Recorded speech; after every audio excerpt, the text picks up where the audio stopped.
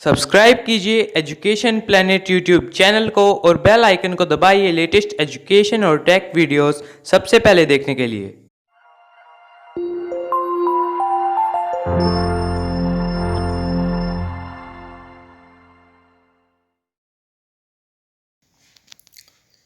कक्षा 5 पर्यावरण अध्ययन का चैप्टर नंबर 4 मिलकर करें सफाई। चैप्टर को प्रारंभ करते हैं। हमारे विद्यालय में 2 अक्टूबर को गांधी जयंती मनाई जा रही थी। आप सब जानते हैं 2 अक्टूबर को महात्मा गांधी की जयंती मनाई जाती है। इस दिन पूरे भारत में स्वच्छ भारत मिशन के तहत सभी जगह साफ सफाई चल रही थी। विद्यालय में भी स्वच्छता अभियान कार्यक्रम चलाया गया। गंगा ने उसमें बढ़ चढ़कर भाग लिया। संपूर्ण सफाई होने के बाद गंगा ने देखा कि विद्यालय बहुत ही सुंदर लग रहा था। तो गंगा ने घर पर जाकर अपनी माँ को ये बात बताई और कहा, माँ, घर की सफाई करने में मैं भी आपकी मदद करूँगी, आपकी सहायता करूँगी, आपका हाथ बटाऊँगी। तो आप देखिए, इस प्रकार से ये चित्र नंबर 1 है, जिसमें ये जो सड़क है, इस सड़क की सफाई की जा रही है और ये दूसरी तरफ आपको साफ सुथरा विद्यालय दिखाई दे रहा है। इस विद्यालय में हरियाली भी है, लेकिन कहीं भी इसमें कचरा दिखाई नहीं दे रहा है। तो आप सोचिए कि आपके विद्यालय में भी स्वच्छता का अभियान चलाया गया होगा। आपने उस समय क्या क्या कार्य किए हैं, उन कार्यों की सूची बनाइए। तो आपको अपनी जो कॉपी है जिसमें आप होमवर्क करते हैं, उसमें आपको यह एक प्रश्न के रूप में इसका आंसर आपको लिखना है और आपको याद करना है। कभी न कभी ऐसा कार्यक्रम जरूर विद्यालय में चलाया जाता है कि जब पूरे विद्यालय की सफाई की जाती है। कई बार कक्षा के अनुसार, क्लास के अनुसार से सजावट की प्रतियोगिता भी होती है। जिस कक्षा की साफ़ सफाई जितनी अच्छी होती है उसको प्राइज़ मिलता है। तो आपको ये बात सोचनी है और फिर उस समय आपने क्या क्या कार्य किए थे, उन कार्यों की सूची आपको बनाना है। तो उसमें जो कार्य किए जाते हैं, सबसे पहले तो उसमें साफ़ सफाई की सामग्री को इकट्ठा किया जाता है। कोई झाड़ू है, पोछा है, कोई जाला साफ़ करने वाला जो है वो उसको। तो इस प्रकार से जो आपको उपकरण चाहिए, जो आपको सामग्री चाहिए, वो सारी की सारी सामग्री हम साफ़ सफाई के लिए हम इकट्ठी करते हैं और उसके बाद में सबसे पहले तो उसको ऊपर से प्रारंभ किया जाता है। कोई पंखों की सफाई करनी है, छत के जाले साफ़ करने हैं, उसको ऊपर से पूरा साफ़ करके और फिर उसमें जो फर्नीचर वगैरह है उसको हम पहले बाहर निकाल देते हैं। फिर इस प्रकार से झाड़ू लगा के पूरा साफ़ करके फिर नीचे पोछा लगा के कोई गेट को साफ़ करना है। तो ऐसे हम जो काम करते हैं उसमें जो जो सामग्री हमें चाहिए वो सामग्री को आपको लिखनी है। आपने इस अभियान में भाग लेकर क्या अनुभव किया? तो जब भी हम कोई स्वच्छता का कार्य करते हैं, हम कोई साफ़ सफाई करते हैं, तो उसके बाद में हमें अच्छा लगता है।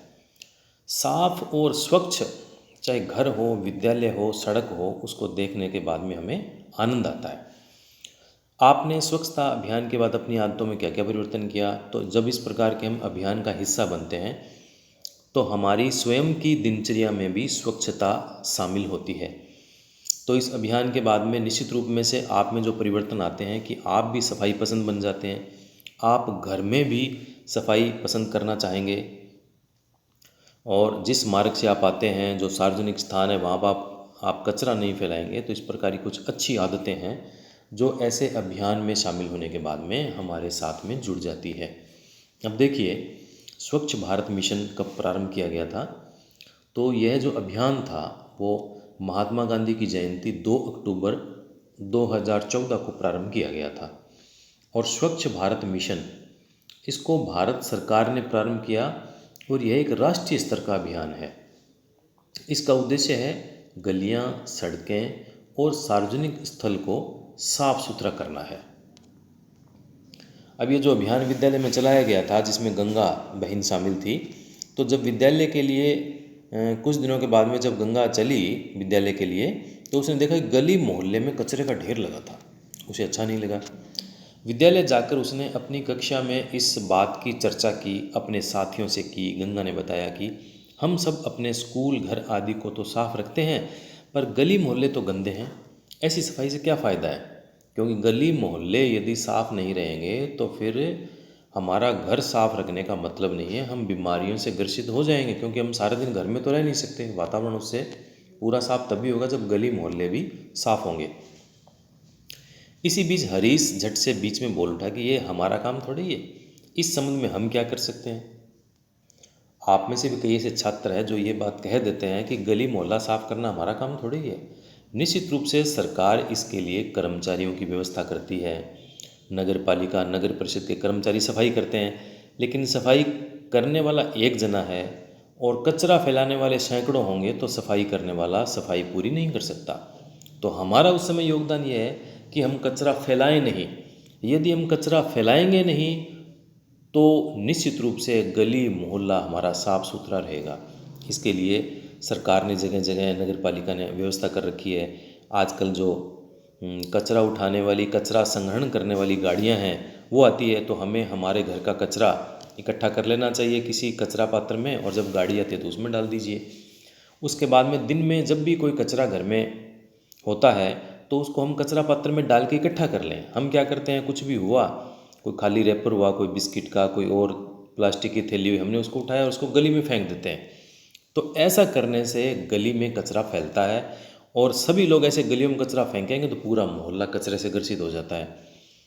तो आगे देखते हैं इसमें चर्चा करने वाले विषय में, क्या गली मोहल्ले की साफ़ सफाई की हमारी भी कोई जिम्मेदारी है या नहीं। तो निश्चित रूप से हमारी जिम्मेदारी है। यदि हम गली मोहल्ले की साफ़ सफाई में अपना रोल नहीं निभाएंगे, योगदान नहीं करेंगे, तो गली मोहल्ला साफ़ नहीं हो सकता। अब गली मोहल्ले में कचरा और गंदगी का क्या कारण है। अधिकांश कारण तो यह है कि लोग अपने घर का जो कचरा है वो सीधा गली में फेंक देते हैं, और कई बार एक कारण ऐसा भी होता है कि जो कर्मचारी है वो ठीक से सफाई नहीं करता।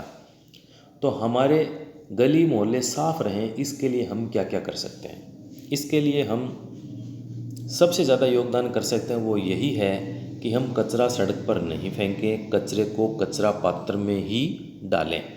इतना हमने तय कर लिया तो हमारा गली मोहल्ला निश्चित रूप से एकदम साफ रहेगा। अब आप देखिए, आपके गली मोहल्ले की सफाई कौन करता है। तो हमारे गली मोहल्ले की सफाई नगर पालिका नगर परिषद के कर्मचारी करते हैं।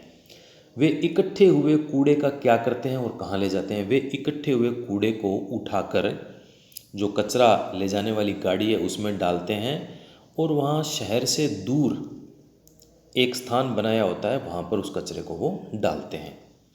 इस कार्य में उन्हें क्या क्या कठिनाइयाँ आती है।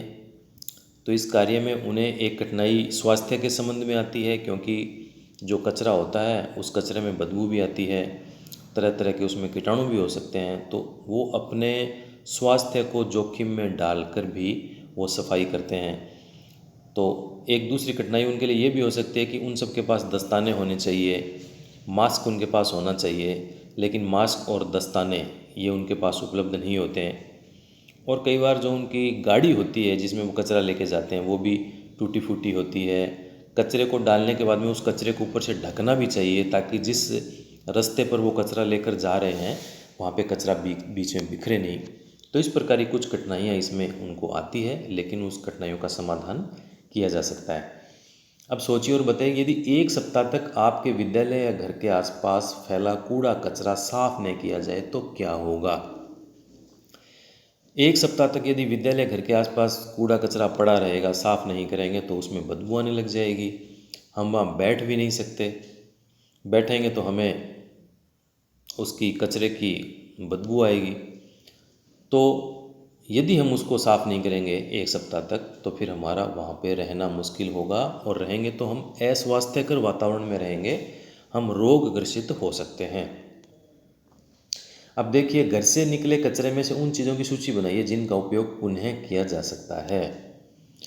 तो ये आपको इसमें ध्यान रखना है। उसमें कुछ ऐसी सामग्री हो सकती है, जैसे उसमें कागज़ हो सकते हैं, कागज़ को अलग किया जा सकता है, प्लास्टिक को अलग किया जा सकता है, और उसमें जो गीला कचरा है उस गीले कचरे को अलग किया जा सकता है, सूखे कचरे को अलग किया जा सकता है। और कागज़ है, प्लास्टिक है, गत्ता है, कोई लोहा उसमें है, तो ऐसी सामग्री कचरे में से हो सकती है जिसको अलग करके हम पुनः काम में ले सकते हैं। ऐसी चीज़ें जैसे गत्ते, कागज़, थैलियाँ आदि का उपयोग करके कुछ उपयोगी चीज़ें भी बनाई जा सकती है। जैसे पैकिंग के खाली डिब्बों के गत्ते से कचरा पात्र बनाना, पुराने कपड़ों से डस्टर बनाना, बिल्कुल आप सब बनाते ही हो इस प्रकार के डस्टर, फिर क्लास में उसका काम आता है। रस्सियाँ बनाना, दरियाँ बनाना, चॉकलेट के रेपर्स से सजावटी सामान बनाना। ऐसे आप यदि अपने दिमाग पे थोड़ा जोर डालोगे, थोड़ी अपने आप क्रिएटिविटी को आप थोड़ा ध्यान करोगे, तो फिर निश्चित रूप से कुछ उसका और भी उपयोग आप सोच सकते हैं। गंगा बहुत खुश थी, आज उसके भाई भाभी आने वाले हैं जो शहर में रहते हैं। वह जल्दी घर पहुंची। भाई भाभी उसके लिए बहुत से उपहार लाए थे। उसके आने से सभी बहुत खुश थे। थोड़ी देर बाद भाभी ने पूछा कि शौचालय कहाँ है। गंगा ने बताया कि घर में तो शौचालय है ही नहीं। भाभी खुले में शौच जाने को तैयार नहीं थी। भाभी का कहना था कि हम घर एवं बाहर तो घूंघट निकालते हैं, तो खुले में शौच कैसे जाएं? ये बात तो अच्छी बात नहीं है। बहू की बात सुनकर दादाजी ने कहा, वह बिल्कुल सही कह रही है। आज ही कारीगरों को बुलवाओ और घर के अहाते में शौचालय बनवाओ। आजकल तो शौचालय बनवाने के लिए सरकार सहायता भी देती है। गंगा के घर शौचालय बनता देखकर गांव के अन्य सभी लोग भी अपने यहाँ शौचालय बनवाने लग गए। अब आप देखिए, गंगा की भाभी का कहना है कि जब हम घर और बाहर में घूंघट निकालते हैं तो खुले में शौच कैसे जाए। ये बात कितनी उचित है। यह बात 100% सही और उचित है, क्योंकि यदि हम घर और बाहर तो घूंघट निकालते हैं तो फिर खुले में शौच जाएं तो ये तो एकदम खुलापन हो ही नहीं सकता। तो निश्चित रूप से घर में शौचालय बनवाने चाहिए और शौचालय का उसका उपयोग करना चाहिए। खुले में शौच जाने के क्या बुरे परिणाम हो सकते हैं? खुले में शौच जाने से गंदगी फैलती है, कीटाणु फैलते हैं, तरह तरह के रोग से हम ग्रसित हो सकते हैं। आसपास के वातावरण की पूरी हवा दूषित हो जाती है। आपके क्षेत्र में क्या लोग खुले में शौच करते हैं? ऐसे लोगों को आप क्या राय देंगे? लगभग आजकल क्षेत्रों में किसी भी क्षेत्र में खुले में शौच लोग नहीं करते हैं। फिर भी यदि कहीं इस प्रकार की बात है तो उन लोगों को यही राय देंगे आप कि आपको अपने घर में शौचालय बनवाना चाहिए। सरकार उसके लिए सहायता देती है, उस सहायता का उपयोग करना चाहिए और घर में शौचालय बनवाना चाहिए। जिनके पास घर नहीं है, जो तंबुओं में रहते हैं, उनके लिए शौच की क्या व्यवस्था होनी चाहिए? निश्चित ये बहुत ही एक विचारणीय प्रश्न है। जिसके पास घर ही नहीं है वो अपना शौचालय कहाँ बनवाएगा? तो उसके लिए जगह जगह सरकार ने चल शौचालय बना रखे हैं। उसके नीचे पहिए लगे होते हैं और उसमें कोई टैंक वगैरह उसके साथ ही फिट होता है। तो ऐसे चल शौचालय की व्यवस्था उस जहाँ पे तंबू लगे हुए हैं, जहाँ इस प्रकार की बस्ती है, वहाँ पे उस गाड़ी को खड़ा किया जा सकता है। या वहाँ की नगर पालिका, नगर परिषद भी उसके आसपास कोई जगह हैं तो वहाँ पे सार्वजनिक शौचालय बनवा सकती है, ताकि उस शौचालय का सभी लोग उपयोग कर लें। शौच जाने के बाद साबुन से हाथ धोना क्यों ज़रूरी है? क्योंकि शौच जाने के बाद में हमारे हाथ गंदे हो जाते हैं, तरह तरह के कीटाणु से ग्रसित हो जाते हैं। इसलिए साबुन से अच्छी तरह से मसल कर खूब झाग चढ़ाकर हाथ धोने आवश्यक है। अब आप देखिए, आप इसमें आपको चित्र में सफाई करने की आपको मशीन दिखाई दे रही है। अब ये मशीन है तो इसमें ये जो नीचे लगे हैं, यहाँ से इसमें पोंछा मार लगाया जा रहा है और ये पूरे फर्श की इसमें सफाई हो रही है। यहाँ ये सफाई कर्मचारी है, इसके पास ये पोंछा है और ये डस्टबिन है और इसने सफाई की ड्रेस पहन रखी है, ऊपर टोपी भी लगा रखी है। तो ये आधुनिक पोंछा और सफाई कर्मी आपको दिखाई दे रहा है जो पूरी ड्रेस में है। और ये सफाई की मशीन है। बड़े बड़े शहरों में और अधिकांश जो रेलवे स्टेशन है वहाँ पर इस प्रकार की मशीनों से पोंछे लगाए जाते हैं। अब आप देखिए, इसमें स्वच्छ शौचालय आपको दिखाया गया। कहीं कोई कचरा नहीं है, एकदम साफ़ सुथरा है। और इसके पास में ही आपको ये एक साफ़ सुथरा घर दिखाया गया है। तो इसमें भी देखिए, कोई भी सामान इसमें बिखरा हुआ नहीं है, सब सामान जंचा हुआ है, कहीं भी कोई कचरा नहीं है। तो ये साफ़ सुथरा घर और स्वच्छ शौचालय आपको दिखाई दे रहा है। तो चित्र में सफाई कर्मी के पास क्या उपकरण है? सफाई कर्मी के पास में एक तो डस्टबिन है और एक ये पोंछा है।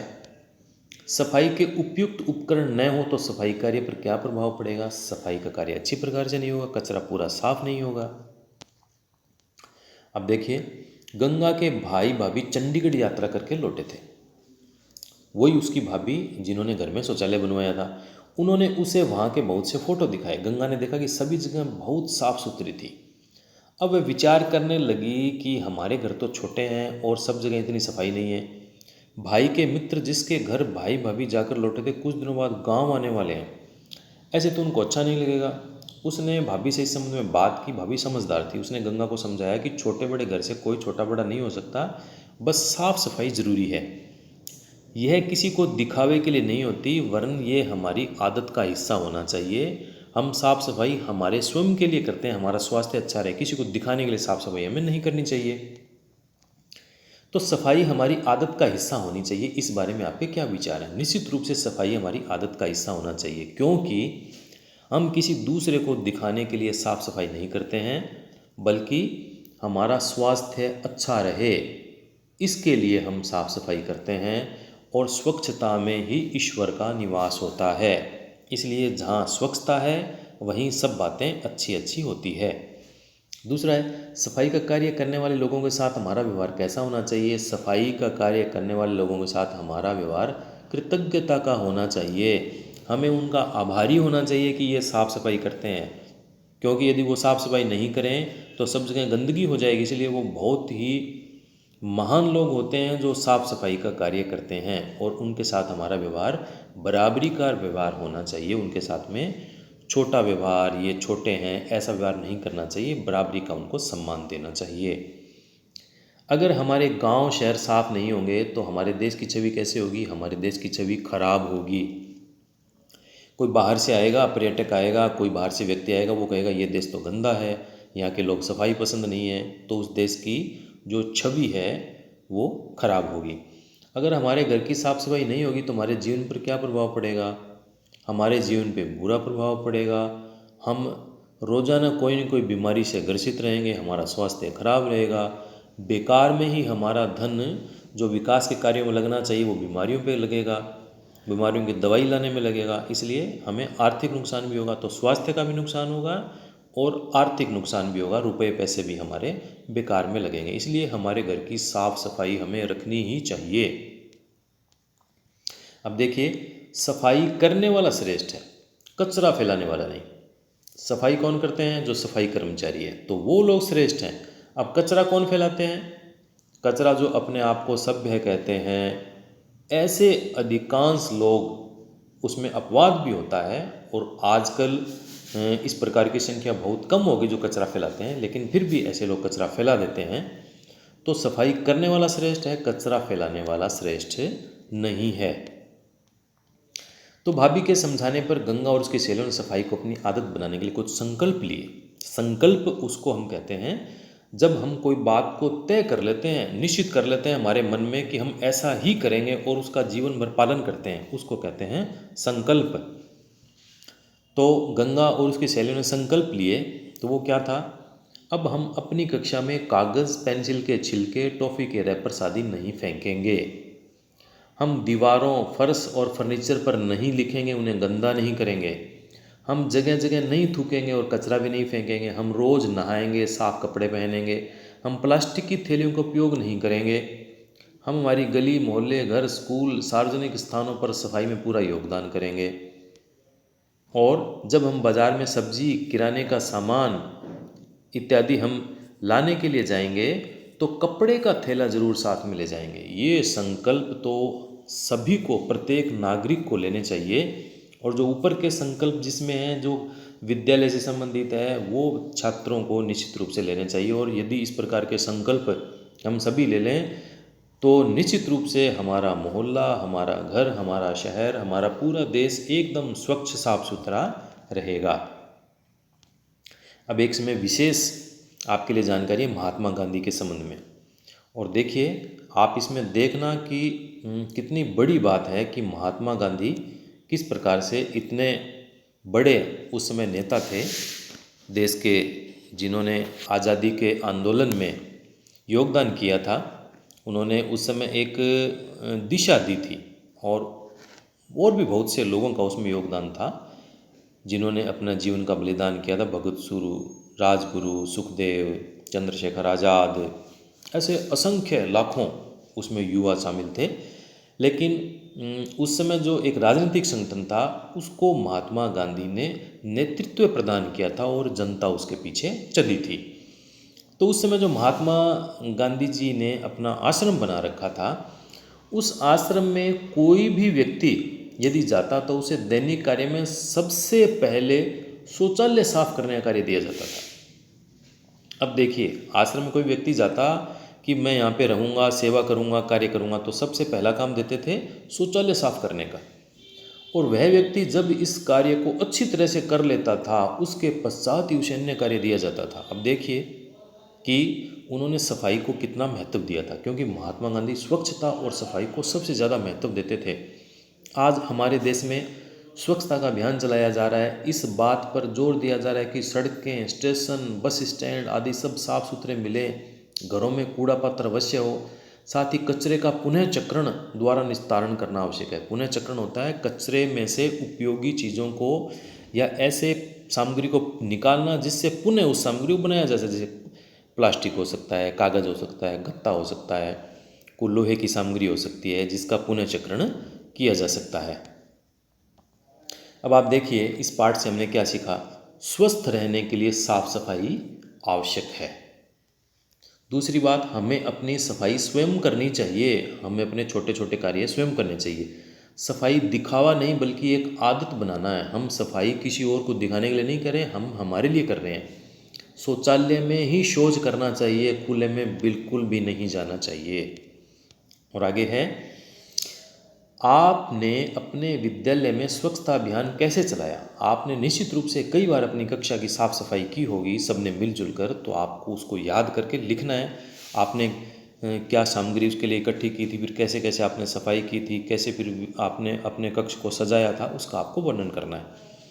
सफाई हमारी आदत बन जाए, इस हेतु हमें क्या करना चाहिए।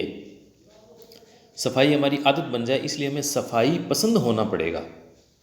हमें कोई भी गंदी चीज़ है वो अच्छी नहीं लगे, हमें साफ़ चीज़ें चाहिए सारी की सारी, और हम स्वयं साफ रहें। इसका मतलब ये नहीं कि यदि कोई गंदा है तो उससे हम नफ़रत करने लग जाएं। उसको भी हम स्वच्छता की आदत उसके अंदर पैदा हो, इसका हम प्रयास करेंगे। तो हम स्वयं जब साफ़ सुथरे रहने लग जाएंगे तो सफाई हमारी आदत बन जाएगी। गांधी जी अपने आश्रम में आने वाले को सफाई के प्रति सजग रखने के लिए क्या करते थे। सफाई के प्रति सजग करने के लिए सबसे पहले उसको शौचालय को साफ करने का काम दिया जाता था। देश के स्वच्छ भारत मिशन पर अपने विचार लिखिए। 2014 में 2 अक्टूबर को जब भारत की केंद्र सरकार ने स्वच्छ भारत मिशन को प्रारंभ किया गया था, उसके बाद में बहुत बड़ा बदलाव आया है। आजकल ऐसे बहुत से विवाह शादी के समय ऐसा देखा जाता है कि उस समय जब सैकड़ों लोग एक साथ भोजन करते थे तो जगह जगह कचरा फैल जाता था। और आजकल उसमें इतना सुधार आया है कि जगह जगह कचरा नहीं फैला होता, कचरा पात्र होते हैं, और छोटे छोटे बच्चे भी उनसे कोई कचरा नीचे गिर गया है तो उसको उठाकर वो कचरा पात्र में डाल देते हैं। एक बहुत बड़ा एक लोगों के मन में विचार आया कि हमें हमारे घर को, हमारे देश को स्वच्छ रखना है, साफ़ सुथरा रखना है। तो जो स्वच्छ भारत मिशन है उसने प्रत्येक भारतीय के मन में सफाई के प्रति एक संकल्प को पैदा किया है, और उससे भारत की जो सफाई व्यवस्था है उसमें निश्चित रूप से बहुत बड़ा सुधार हुआ है। तो अभी आपने ये पर्यावरण का पाठ 4 स्वच्छता के बारे में जो पाठ था उसको आपने पाठ को पूरे को पढ़ा ध्यान से। मिलकर करें सफाई, तो इसका जो हेडिंग है मिलकर करें सफाई, स्वच्छता तो ये स्वच्छता का संदेश तो ये पाठ देता ही है, लेकिन साथ में ये संदेश और भी दे रहा है कि हम सफाई मिलकर करनी होगी। अकेला कोई व्यक्ति सफाई करना चाहेगा, वो चाहेगा कि मैं इस गली मोहल्ले विद्यालय को साफ़ कर लूँ, नहीं कर सकता। वो घर को भी आपकी माताजी अकेला साफ़ नहीं कर सकती, आपकी बड़ी बहन अकेला साफ़ नहीं कर सकती।